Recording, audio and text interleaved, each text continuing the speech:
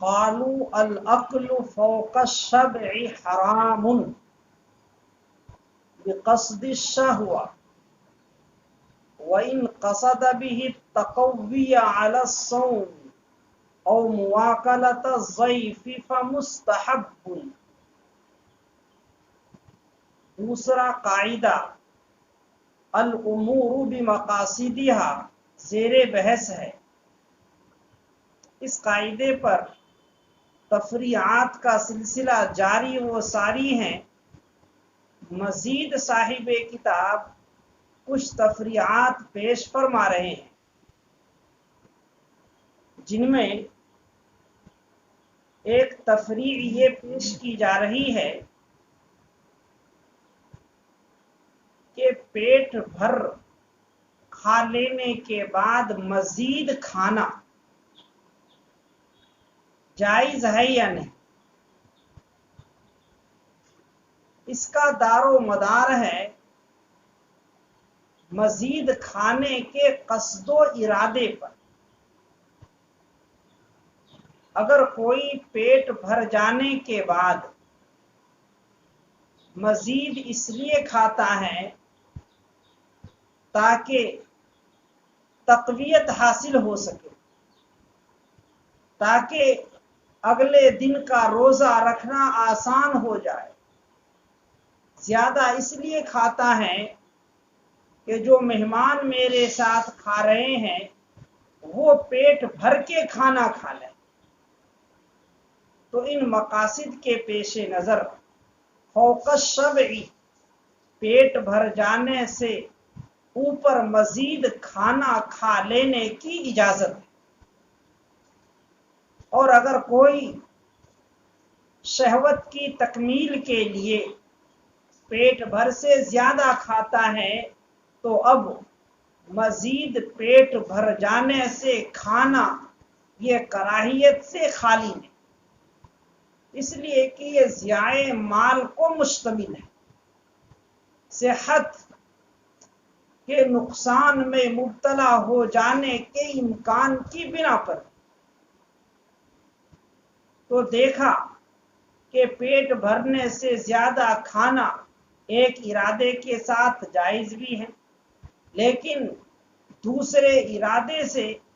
مزید کھانا ناجائز ہوا کرتا ہے۔ یاد رہے کہ کھانا تناول کرنے کا ایک درجہ تو یہ ہے کہ آدمی اتنا کھائے کہ جتنے سے زندگی باقی رہ سکے، کمر سیدھی رہ سکے، اتنی مقدار میں کھانا تناول کرنا فرض ہے۔ اگر کوئی کھانا رہتے ہوئے کھانا چھوڑ دے اور بھوک کی وجہ سے موت ہو جائے تو وہ آدمی اپنے آپ کا قاتل قرار پائے۔ اور اگر کوئی آدمی اتنا کھانا کھا لینے کے بعد مزید کھاتا ہے تو یہ مزید کھانا مباح ہے، لیکن اگر اس سے بھی اوپر کھاتا ہے کہ پیٹ بھر چکا، پیٹ بھرنے کے بعد مزید کھانا، اس کا دار و مدار ارادے پر ہے۔ اگر ارادہ مہمان کو کھلانا ہو کہ ایسا مہمان دسترخوان پر ہے کہ میرا پیٹ اگرچہ بھر چکا ہے، اگر میں کھانا روک دوں تو میرے ساتھ جو دسترخوان پر بیٹھے ہیں وہ بھی کھانا روک دیں گے اور وہ مزید نہیں کھا پائیں گے، بھوکے رہ جائیں گے۔ تو اب یہ آدمی ساتھ دیتا ہے مہمان کا، حالانکہ وہ پیٹ اپنا بھر چکا ہے، تو یہ مزید کھانا کراہیت کے دائرے میں نہیں آئے۔ لیکن اگر یہ ارادہ ہو کہ جتنا زیادہ میں کھاؤں گا اتنا زیادہ میرے اندر شہوت ابھرے گی، اور جتنی زیادہ شہوت میرے اوپر غالب آئے گی اتنی زیادہ میں صحبت کر کے اپنی شہوت کو پوری کروں گا، شہوت کی تکمیل کروں گا، تو یہ مزید شہوت ابھارنے کے ارادے سے کھانا ناجائز ہے۔ تو پتہ چلا الامور بمقاصد، کاموں کے جائز ہونے اور ناجائز ہونے کا مدار نیتوں پر ہے، ارادے پر ہے کہ کس ارادے سے اس کام کو کیا جا رہا ہے۔ تو کہا فرماتے ہیں العقل فوق الشبع حرام، سیرابی ہو جانے کے بعد مزید کھانا یہ حرام ہے۔ تو سیرابی ہونے سے پہلے کھانے کے دو درجے ہوتے ہیں۔ پہلا درجہ کیا ہے؟ بقدر زیست کھانا، یہ فرض ہے۔ بقدر زیست کے بعد اپنی کمر کو سیدھی رکھنا اتنی کھانے کے لیے کہ بدن کے اندر سستی نہ آئے، کوتاہی نہ آئے، بیماری قریب نہ ہو، اس مقدار کا کھانا کھانا یہ مباح ہے، یہ جائز ہے۔ اس کے بعد پیٹ بھر سے مزید کھانا، اس کا دار و مدار قصد و ارادے پر ہے، اور یہی یہاں پیش کرنا پیش نظر ہے۔ العقل فوق الشبع حرام، سیرابی پہ مزید کھانا تناول کرنا حرام ہے شہوت کے ارادے سے۔ وَإِنْ قَصَدَ بِهِ، اور اگر کوئی سیرابی سے اوپر کھانے میں ارادہ کرتا ہے روزہ رکھنے پر قوت حاصل کرنے کی، او مواقعۃ الضیف فمستحب، یا مہمان کو کھانا کھلانے کا ارادہ کرتا ہے تو اب یہ کھانا تناول کرنا مستحب ہے۔ تو عمل ایک ہی ہے، وہ عمل کبھی مستحب بھی قرار پاتا ہے اور وہ عمل کبھی حرام بھی قرار پاتا ہے۔ تو ارادے اور نیت کے بدلنے سے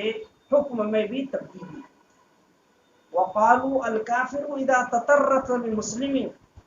فإن رماه مسلم فإن قصد قتل المسلم حرم وإن قصد قتل الكافر لا ولولا خوف الإطالة لأوردنا فروعا كثيرة شاهدة لما استنبطناه من القاعدة وهي الأمور بمقاصد۔ صاحب کتاب آخری تفریح پیش فرما رہے ہیں، اور وہ آخری تفریح یہ ہے کہ کوئی کافر مباح الدم ہو، جس کافر پر حملہ کرنے کی مسلمانوں کے لیے اجازت ہو، جب مسلمان اس مباح الدم کافر پر وار کرتا ہے تو وہ کافر مسلمان بچوں کو اپنا آڑ بنا لیتا ہے، وہ مسلمانوں کو اپنا ڈھال بنا لیتا ہے۔ اب مسلمان کافر پر حملہ کرنے کے ارادے سے اگر تیر چلاتا ہے تو اس صورت میں یہ تیر چلانا جائز ہوگا، اور اگر جن مسلمانوں کو کافروں نے ڈھال بنایا ہے آگے ان کو کر دیا ہے کہ مسلمانوں کا حملہ انہی کے اوپر ہو، تو اگر مسلمان ان مسلمانوں ہی پر حملہ کرنے کا ارادہ کریں اور اسی ارادے سے تیر یا چلائیں تو یہ حملہ کرنا مسلمانوں کا ناجائز ہوگا۔ لیکن اگر مقصد کافروں پر حملہ کرنا ہو، چاہے کوئی مسلمان ہی مر جائے تو یہ قتل عمد قرار نہیں پائے گا، بلکہ یہ قتل خطا قرار پائے گا، اور قتل خطا کے اندر قصاص واجب نہیں ہوتا۔ اور اگر مسلمانوں ہی پر حملے کا ارادہ کر کے حملہ کریں تو اس صورت میں اگر مسلمان کا قتل ہو جائے تو یہ قتل عمد قرار پائے گا، جس میں قصاص واجب ہوا کرتا ہے۔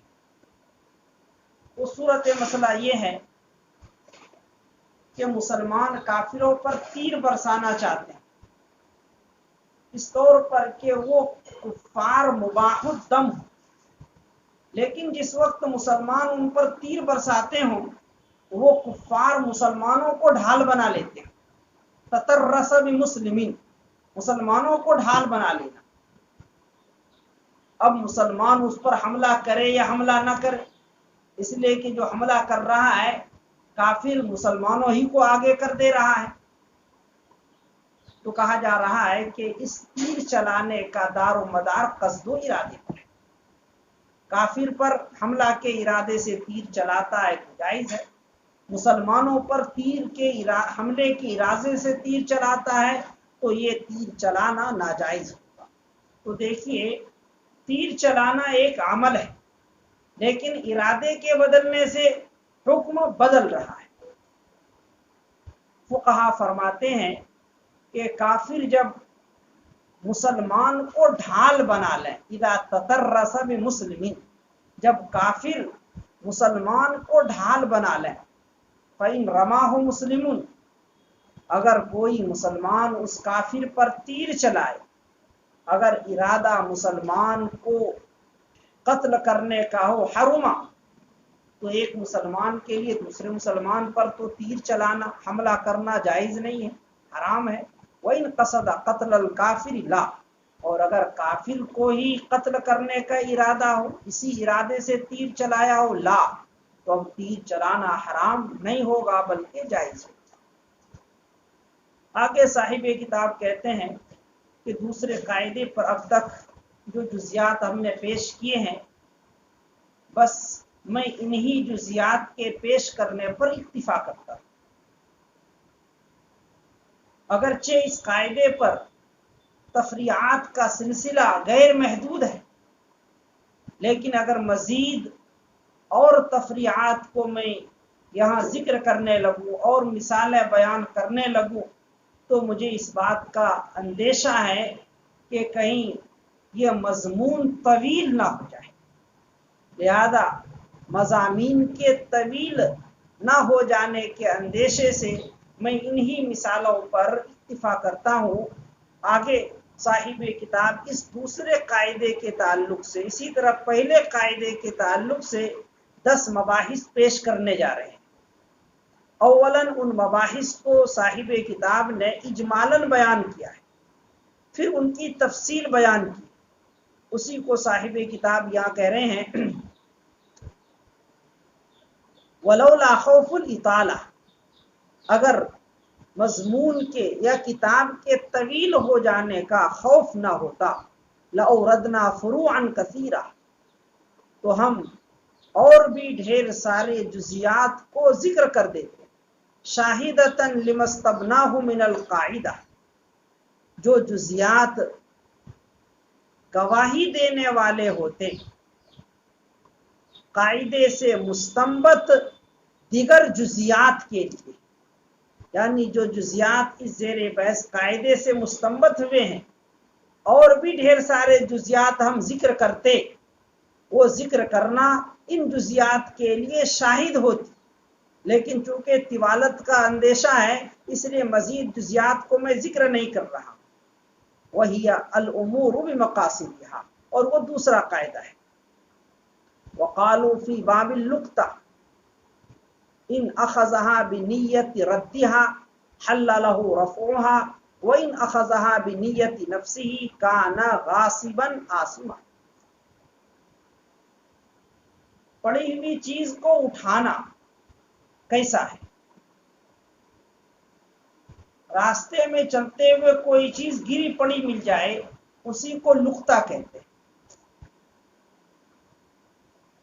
अगर कोई आदमी रास्ते में पड़ी हुई चीज को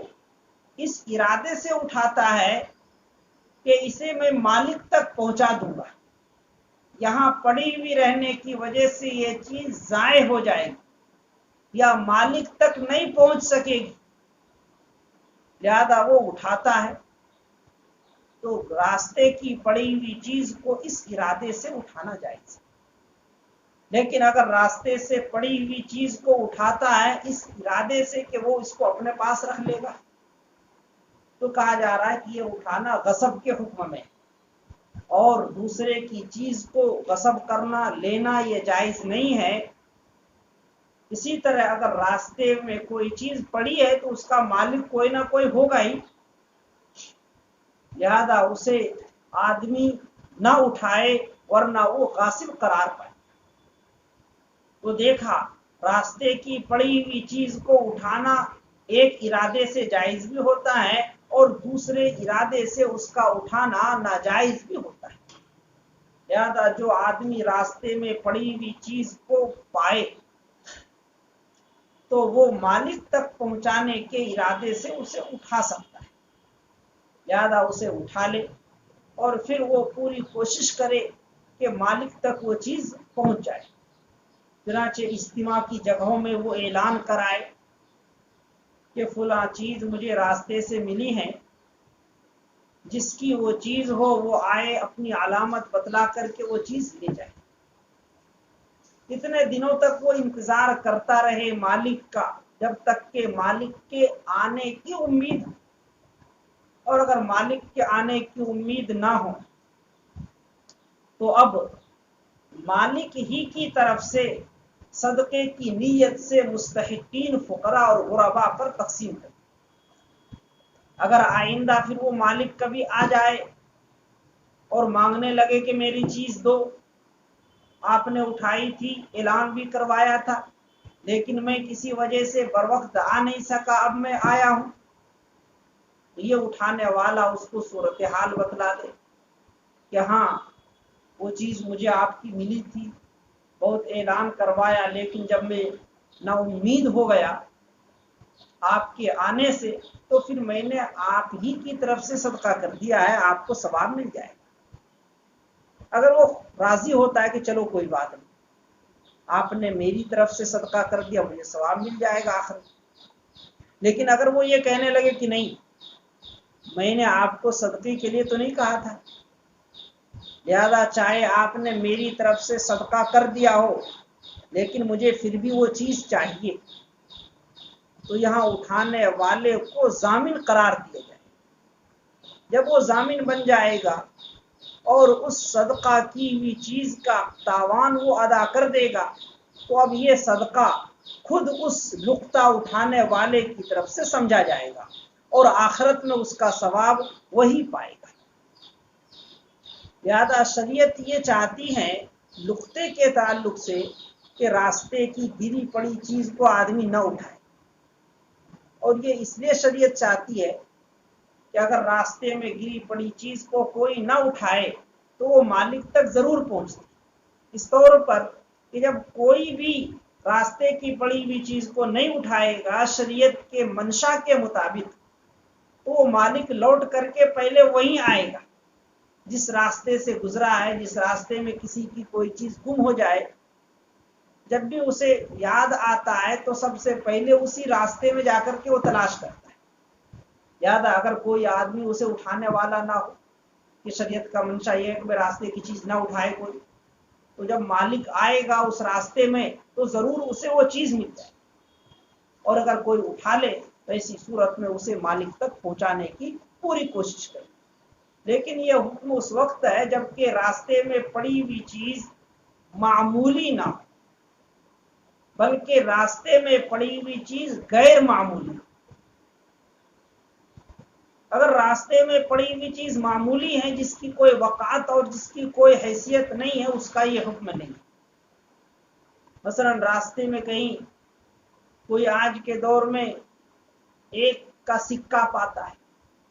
1 روپیہ کا ہی راستے میں پاتا ہے، تو اگر وہ اسے 1 کے روپیے کو اٹھا لے اور اعلان کرواتا پھرے، کوئی نہیں آئے گا لینے۔ اگر اس کسی آدمی کو پتہ بھی چل جائے کہ وہ میرا ہی سکہ تھا، تب بھی وہ آدمی لینے کے لیے نہیں آئے گا، اس لیے کہ وہ غیر معمولی۔ جسے بھی 1 کا سکہ ہاتھ آتا ہے کہیں سے، وہ اٹھانا چاہے اس کو اٹھانے، اس کی کوئی تفصیل نہیں، یا صدقہ کرنا چاہے اس 1 روپیے کا صدقہ کرتے ہیں۔ جس لقوے کے تعلق سے یہ حکم ہے کہ آدمی اسے لوٹانے کے ارادے سے اٹھا سکتا ہے، یہ اس لقطے کی بات ہے جو کہ معمولی نہ ہو، غیر معمولی۔ لہذا ہر معاشرے کے اندر دیکھ لیا جائے کہ کون سی چیز معمولی سمجھی جاتی ہے، کون سی چیز غیر معمولی سمجھی جاتی ہے، کتنے پیسے غیر معمولی سمجھے جاتے ہیں اور کتنے پیسے غیر معمولی نہیں سمجھے جاتے ہیں۔ مثلا 50 کا نوٹ ہے یا 100 کا نوٹ ہے یا 500 کا نوٹ ہے، کہ اگر کہیں 500 تک کو معمولی سمجھا جاتا ہو اگر کہیں 100 تک کے نیچے کو معمولی سمجھا جاتا ہو اور 100 یا 100 سے زائد کو غیر معمولی سمجھا جاتا ہو تو ایسی صورت میں وہ تفصیل ہوگی جو تفصیل یہاں سے۔ اور اگر گری ہوئی چیز کو اٹھانے والا خود فقیر ہو تو وہ اوروں پر صدقہ کرنے کے بجائے وہ اپنے اوپر بھی صدقہ کر سکتا ہے، یعنی خود بھی اس کو استعمال کر سکتا ہے۔ لیکن اگر وہ مالک آ جائے، وہ کہے کہ بھئی میری جو چیز آپ نے اٹھائی تھی اس کا اعلان بھی کروایا تھا، میں ہوں اس کا مالک، اب بھی اگر وہ زمان طلب کرنے لگے تو زمان اسے دینا پڑے گا۔ اور اگر کہتا ہے کہ میں نے صدقہ کر دیا، اپنے اوپر کر دیا یا اوروں کے اوپر کر دیا، میں خود بھی مستحق تھا اس لیے میں نے خود کھا لیا، ثواب آپ کو مل جائے گا۔ اگر وہ مان جاتا ہے تو کوئی دقت نہیں، لیکن اگر وہ کہتا ہے کہ نہیں مجھے تو اس کا بدل چاہیے، تو ایسی صورت میں وہ لقطہ اٹھانے والا اسے واپس کرنے کا ذمہ دار۔ فقہا باب اللقطہ میں فرماتے ہیں کہ اگر کوئی لقطے کو واپس کرنے کے ارادے سے لے لے، حل لہ رفعھا، تو اس ارادے سے اٹھانے کی اجازت ہوگی۔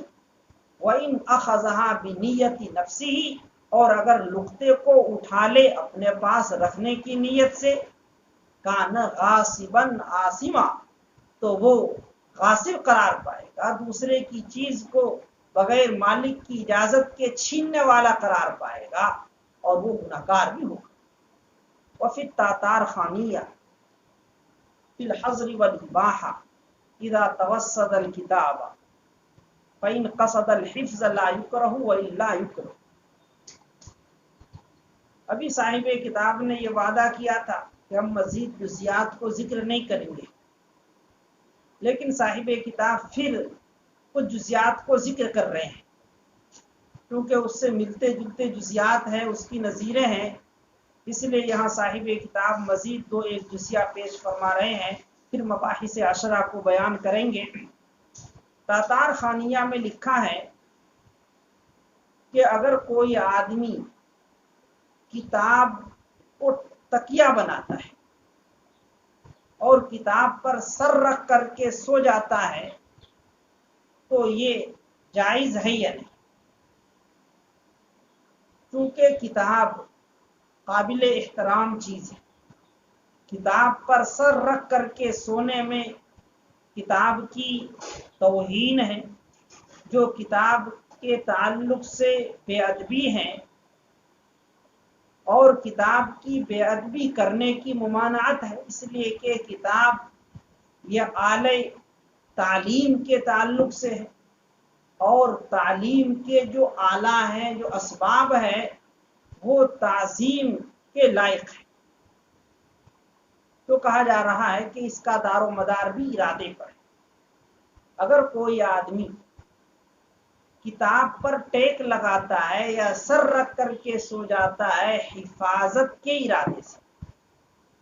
تو پھر اس میں کوئی کراہیت نہیں، کوئی ممانعت نہیں ہے۔ بئی طور پر کہ ایک آدمی دوران سفر ہے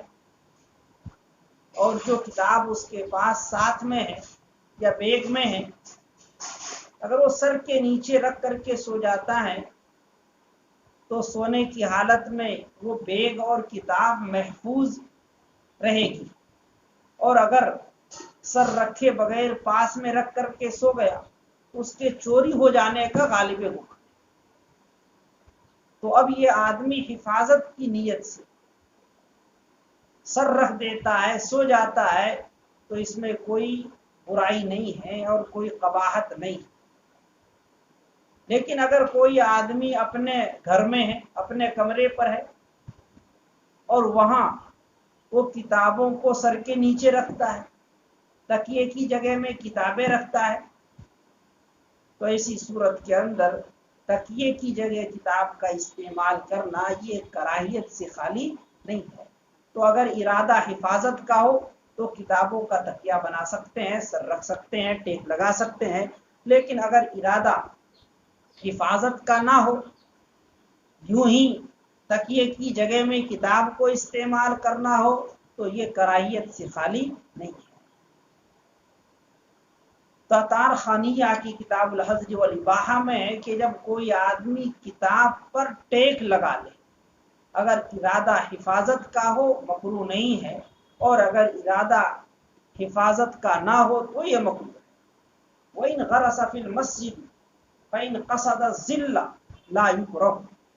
वइन कसद मनफअतन उखरा युकरह। और अगर कोई मस्जिद में दरख्त लगा दे, अगर इरादा साया हासिल करने का हो ला युकरह, तो मकरूह नहीं है दरख्त लगाना। वइन कसद मनफअतन उखरा युकरह, और अगर किसी दूसरी मनफात की गर्ज से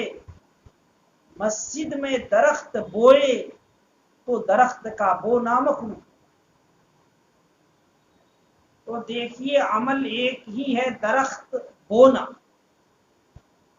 कभी दरख्त का बोना मस्जिद में जायज भी होता है और कभी दरख्त का बोना मस्जिद में नाजायज भी होता है। तो इरादे के बदलने से हुक्म बदल रहा है। यहां थोड़ी तफसील पेश नजर रखनी चाहिए कि मस्जिद से मुराद मस्जिद शरई है या वो जगहें हैं जो मस्जिद से मुल्हक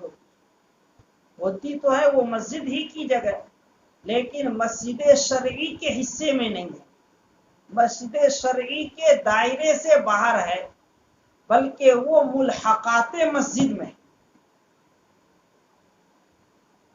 तो अगर कोई जगह मस्जिद शरई के अंदर दाखिल, यहां इबारत के अंदर यही जगह मुराद है, मस्जिद शरई कि जितने हिस्से को बाकायदा नमाज पढ़ने के लिए तैयार कर लिया गया है कि यहां तक सफ़ें लगेंगी, वो पूरा का पूरा हिस्सा मस्जिद शरई है, जिसके अंदर दालान का हिस्सा, बरामदे का हिस्सा, सहन का हिस्सा, जैसा कि आमतौर पर मस्जिदें बनाई जाती है कि अंदरून के हिस्से को भी, बरामदे के हिस्से को भी, सहन के हिस्से को भी मस्जिद के लिए तय कर देते हैं और वहां तक बाकायदा सफ़ें लगती है। उसके बाद फिर वजू खाने होते हैं, उसके बाद चप्पल जूते रहने की जगह होते हैं, गुस्ल खाने होते हैं, बाथरूम होते हैं, उसके बाद चहार दीवारी होती है। तो जहां तक मस्जिद की सफ़ें लगती है वजू खाने से पहले पहले, वहां तक वो मस्जिद शरई है। वजू खाने, इसी तरह चप्पल जूते रखने की जो जगह होती है, इसी तरह गुस्ल खाने, बाथरूम, फिर उससे हट करके जो चहार दीवारी है वहां तक भी कहीं कहीं बहुत सारी जमीनें होती हैं। तो वो सब के सब मुल्हकात मस्जिद के अंदर शामिल। तो मस्जिद शरई के हिस्से में दरख्त लगाने का हुक्म अलग है और मुल्हकात मस्जिद की जमीन में दरख्त लगाने का हुक्म अलग है। अगर मस्जिद शरई में दरख्त लगा रहा है, मसलन बरामदे में लगा रहा है या सहन के अंदर लगा रहा है, तो वहां अगर इरादा हो साया हासिल करने, तो साया हासिल करने के इरादे से मस्जिद शरई के अंदर दरख्त लगाने की इजाजत। और अगर कोई और मनफात हो, मसलन फल हासिल करना हो, तो अब मस्जिद शरई में दरख्त लगाने की इजाजत नहीं। और अगर मुल्हकात मस्जिद है तो मुल्हकात मस्जिद के अंदर हर इरादे से दरख्त लगाने की इजाजत। साया हासिल करने की इरादे से भी दरख्त लगा सकते हैं मुल्हकात मस्जिद के अंदर, और दूसरे अगराज के पेश नज़र भी लगा सकते हैं फल हासिल करने के लिए, ताकि उस फल को बेच करके मस्जिद की आमदनी हो, इस इरादे से भी दरख्त लगा सकते हैं मुल्हकात मस्जिद के अंदर। लेकिन जो मस्जिद शरई हैं, मस्जिद शरई के दायरे में अगर दरख्त लगाए साया हासिल करने के इरादे से तो लगा सकता है, लेकिन फल के इरादे से हासिल दरख्त नहीं कर सकता। लेकिन अगर कोई ऐसा दरख्त लगाता है जिस पे फल आते हैं, लेकिन इरादा उनका मकसद क्या है, बस साया हासिल कर, लेकिन उस पे फल आ जाते हैं, उस फल के आ जाने में کوئی مذائقہ نہیں ہے، اس لیے کہ اصل مقصد تو سایہ حاصل کرنا تھا، زیادہ ضمنی طور پر اگر اس پر پھل بھی آ گئے تو کوئی دقت والی بات نہیں ہے، لیکن ایسے درخت کو لگائے جس کے اوپر پھل نہ آتے ہوں، وہ سایہ دینے کے لیے زیادہ معین اور مددگار۔ وَإِنْ غَرَسَ فِي الْمَسْجِدِ، اگر مسجد میں کوئی درخت لگائے، اگر ارادہ سایہ حاصل کرنے کا ہو تو مکروہ نہیں ہے، اور اگر ارادہ دوسری منفعت کے حاصل کرنے کا ہو تو مکروہ۔ تو درخت کچی مسجدوں کے اندر لگائے جا سکتے ہیں۔ جن مسجدوں کی جگہیں پکی ہیں، مسجد شرعی کی جگہ عام طور پر پکی بن جاتی، اللہ ماشاء اللہ، گاؤں دیہات کی یا جو نئی نئی ابھی مسجدیں بن رہی ہے تو وہاں مسجد شرعی کے حصے کچے بھی ہو سکتے ہیں، لہذا وہاں اگر درخت لگایا جائے تو ایسی صورت میں سائے کے ارادے سے لگایا جا سکتا ہے، دیگر اور مقاصد کے پیش نظر لگانے کی اجازت۔ وَكِتَابَةُ اسْمِ اللَّهِ تَعَالَى عَلَى الدَّرَاهِمِ إِنْ كَانَ بِقَصْدِ الْعَلَامَةِ لَا يُكْرَهُ وَلِلتَّهَاوُنِ، سکے پر اللہ کے نام کا کندہ کرانا جائز ہے یا نہیں؟ مثلا دراہیم پر، دنانیر پر اللہ کے نام لکھوانا، کلمہ لکھوا دینا، اللہ کے رسول صلی اللہ علیہ وسلم کا نام کندہ کرا دینا، یہ جائز ہے یا نہیں؟ کہا جا رہا ہے کہ اس کا مدار قصد و ارادی۔ اگر کوئی چاندی اور سونے کے سکوں پر اللہ کا نام لکھواتا ہے اس مقصد سے تاکہ یہ معلوم ہو کہ یہ ان لوگوں کا سکہ ہے جو لوگ اللہ اور اس کے رسول کو مانتے ہیں، تو اس ارادے سے بطور علامت کے چاندی اور سونے کے سکوں پر اللہ کا نام لکھوایا جا سکتا ہے۔ لیکن اگر مقصد یہ ہو کہ اللہ کا نام اس لیے لکھوایا جا رہا ہے تاکہ اللہ کے نام کی العیاذ باللہ بے حرمتی ہو سکے، اس لیے کہ سکے تو بہت سارے موقعوں پر گندی جگہ پر بھی ڈالے جاتے ہیں، اس ارادے سے اگر کوئی سکے پر اللہ کا نام لکھتا ہے تو کہا جا رہا ہے یہ مکروہ۔ لیکن اگر اس میں استخفاف باری تعالی ہو جائے، استخفاف رسول ہو جائے، استخفاف دین ہو جائے تو ایسی صورت میں اس شخص کی تکفیر بھی کی جائے۔ لہذا اگر محض کوئی آدمی سستی اور کوتاہی کی وجہ سے، تاہم سے مراد یہاں استخفاف ہی ہے، کہ اگر کوئی استخفاف کے لیے اللہ کا نام چاندی سونے کے سکوں پر لکھتا ہے تو ایسی صورت میں تکفیر لازم ہے۔ یا محشی نے اس سلسلے پر توجہ ڈالی ہے کہ یہاں صرف کراہیت کا حکم لگانا یہ ٹھیک نہیں ہے، بلکہ وَلِلتَّہَاوُنِ یُکْفَرُ یہ ہونا چاہیے کہ اللہ کا نام اگر چاندی اور سونے کے سکوں پر کوئی آدمی استخفاف باری تعالی اور استخفاف رسول یا استخفاف دین کے ارادے سے لکھتا ہے تو ایسی صورت میں اس سے کفر کے لازم آنے کا اندیشہ ہے۔ والجلوس على جولق فيه مصحف ان قصد الحفظ لا يكره الا يكره، اور کسی پیکنگ پر بیٹھنا، جولق کا ترجمہ ہے پیٹی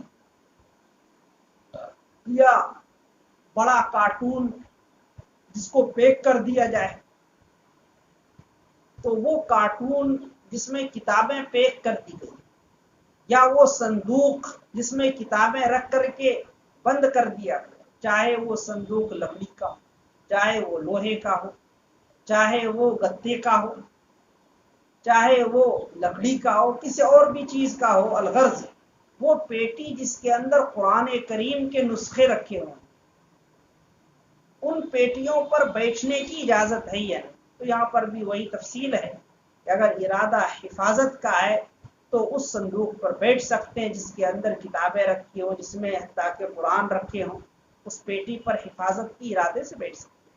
اور اگر حفاظت کا ارادہ نہ ہو، میں سیٹ کی نیت سے بیٹھ رہا ہے کہ بھائی کوئی جگہ مجھے سیٹ پر نہیں ملی، لاؤ اپنے صندوق کو ہی کھڑا کر لوں اور اس پر بیٹھ جاؤں، حالانکہ اس صندوق کے اندر قرآن کریم رکھے ہوئے، تو اس صورت کے اندر بیٹھنے کی اجازت نہیں۔ ہاں، وہ ایسی جگہ پر صندوق لے کر کے موجود ہیں کہ اگر وہ اس پر بیٹھتا نہیں ہے تو حفاظت کی کوئی شکل نہیں بنے۔ کہیں اسٹیشن پہ وہ بیٹھا ہوا ہے گاڑی کے انتظار میں، ساتھ میں ایسا صندوق ہے جس میں قرآن کریم ہے، گاڑی آنے میں کافی وقت ہے، رات کا بھی وقت ہے، سنسان ماحول بھی ہے اسٹیشن پہ اور نیند بھی آ رہی ہے۔ اگر وہ صندوق کو برابر میں رکھ کر کے سو جاتا ہے تو اس کے چوری ہو جانے کا غالب گمان ہے، لیکن اگر اس پر وہ خود بیٹھ جاتا ہے یا سر رکھ کر کے سو جاتا ہے تو پھر کسی کے اٹھانے کا غالب گمان نہیں ہے۔ تو یہاں اگر اس پر بیٹھتا ہے یا اس پر ٹیک لگا کر کے سو جاتا ہے تو یہ حفاظت کے لیے ایسا کر رہا ہے، اس میں شرعاً کوئی قباحت نہیں ہے، اور اس کے لیے ٹیک لگانا یا اس پر بیٹھنا گنجائش کے دائرے میں ہوگا۔ اور اگر ایسا کچھ نہیں ہے تو پھر ایسی پیٹی پر بیٹھنے کی اجازت نہیں ہوگی۔ والجلوس علی جولق فیہ مصحف، اور ایسی پیٹی پر بیٹھنا جس میں قرآن کریم رکھے ہوں، اگر بیٹھنے کا ارادہ حفاظت کا ہو لا یکرہ تو مکروہ نہیں ہے، وَإِلَّا یکرہ ورنہ تو مکروہ۔ ثم اعلم ان هاتین القاعدتین یشملہما الکلام علی النیہ وفیہا مباحث۔ پھر یاد رہے کہ ان دونوں قاعدوں کو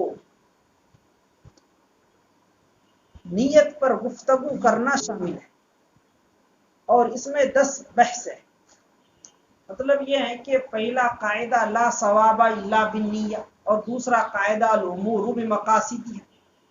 تو پہلے قاعدے کے اندر نیت کی بات آئی کہ نیت کا ثواب کا مدار نیت پر ہے، اور اس دوسرے قاعدے میں یہ بات آئی کہ قصد و ارادے پر ہے۔ قصد و ارادہ بھی کیا نیت ہی ہے، تو گویا کہ پہلے قاعدے میں بھی نیت کا مضمون ہے اور دوسرے قاعدے میں بھی نیت ہی کا مضمون ہے۔ تو یہ دونوں قاعدے لا ثواب الا بالنیہ اور الامور بمقاصدها، دونوں کے اندر مجموعی طور پر نیت کو معیار بنایا گیا کہ اگر نیت ٹھیک ہو تو کام جائز، نیت اگر غلط ہو تو وہ کام ناجائز، اگر نیت ہو تو ثواب ملے گا، نیت اگر نہ ہو تو ثواب نہیں۔ تو دونوں قاعدوں کے اندر مضمون جملہ کے اعتبار سے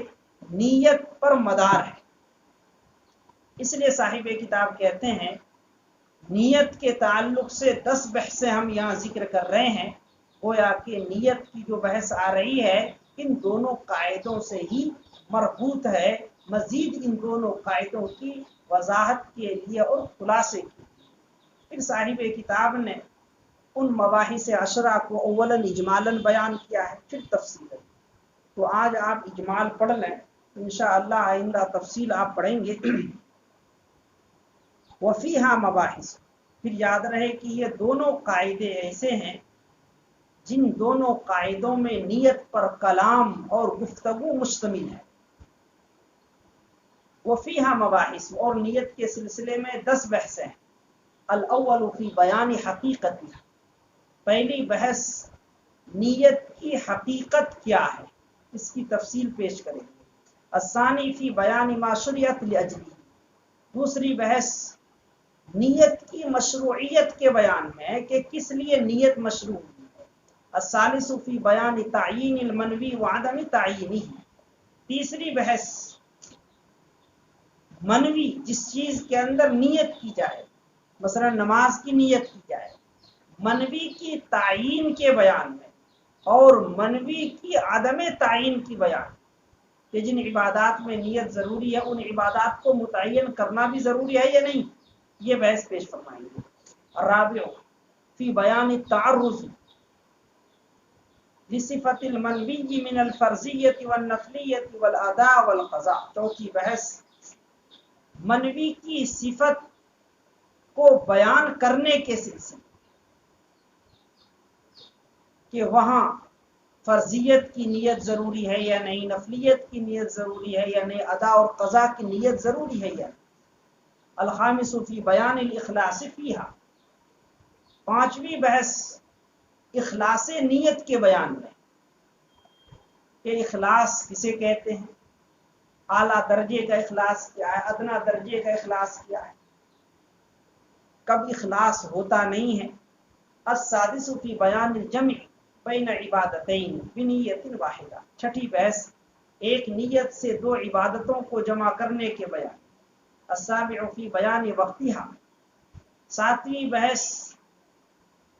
نیت کرنے کے وقت کے بیان میں کہ جن عبادتوں میں نیت ضروری ہے تو کب ضروری ہے، ابتداءً، انتہاءً، یا درمیان میں بھی نیت کر سکتے ہیں۔ الثامن فی بیان عدم اشتراط استمرارها وفیہ حکمها فی کل رکن من الارکان، آٹھویں بحث نیت کے دائمی طور پر شرط ہونے کے بیان میں ہے کہ جس عبادت میں نیت ضروری ہے تو ابتدا سے لے کر انتہا تک مسلسل نیت کا استحضار ضروری ہے یا نہیں، یا شروع میں نیت کر لی چاہے درمیان کے اندر نیت مستحضر نہ ہو، آدمی کا دماغ حاضر نہ ہو، ذہن حاضر نہ ہو، تب بھی وہ نیت کافی ہوگی یا نہیں۔ اسی طرح اس بحث کے اندر یہ بھی بیان ہے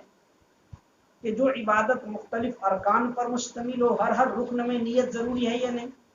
کہ نماز میں جب تکبیر تحریمہ کہے تب نیت کرے، جب ثنا پڑھے تب بھی نیت کرے، فاتحہ پڑھے تب بھی نیت کرے، جب رکوع کرے تب بھی نیت کرے، جب سورت پڑھے تب بھی نیت کرے، سجدے میں جائے تب بھی نیت کرے، جب قوما میں ہو تب بھی نیت کرے، جلسے میں ہو تب بھی نیت کرے، جب دوسری رکعت شروع کرے تب بھی نیت کرے، دوسری رکعت کے ہر رکن میں نیت کرے، جب تیسری رکعت شروع ہو اس میں بھی نیت کرے، جب تشہد پڑھے تب بھی نیت کرے، جب درود پڑھے تب بھی نیت کرے، جب سلام پھیرے جب بھی نیت کرے۔ یہ نماز کے جو مختلف ارکان ہیں کیا ہر رکن میں الگ الگ نیت چاہیے؟ آئندہ آپ ایک ایسا بھی قول پڑھیں گے کہ ہر رکن کے اندر نیت چاہیے الگ الگ، تو پتہ نہیں اسے کتنی نیت کرنی پڑے گی۔ تاہم وہاں آپ راجح اور مفتہ بھی خود پائیں گے کہ ہر رکن کے اندر نیت ضروری نہیں ہے، ورنہ آدمی تو نماز کے اندر نیت ہی کرتا رہ جائے گا۔ التاسع فی محلیہا، نویں بحث محل نیت کے بیان میں ہے کہ نیت کا محل کیا ہے، زبان سے نیت ہو جائے گی یا دل کے ارادے کا نام ہے۔ العاشر فی شروط، دسویں بحث نیت کی شرطوں کے بیان میں ہے کہ خود نیت کے صحیح ہونے کی کیا شرط ہے۔ نیت خود بہت ساری عبادتوں کے صحیح ہونے کی شرط ہے، لیکن خود نیت کب صحیح ہوتی ہے، نیت کے صحیح ہونے کی کیا شرط ہے۔ یہ کل 10 مباحث ہے جو اجمالاً یہاں بیان کیا گیا۔ آگے صاحب کتاب بڑی تفصیل سے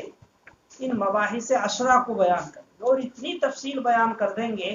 کہ آپ کی آدھی کتاب اسی میں ختم ہو جائے گی۔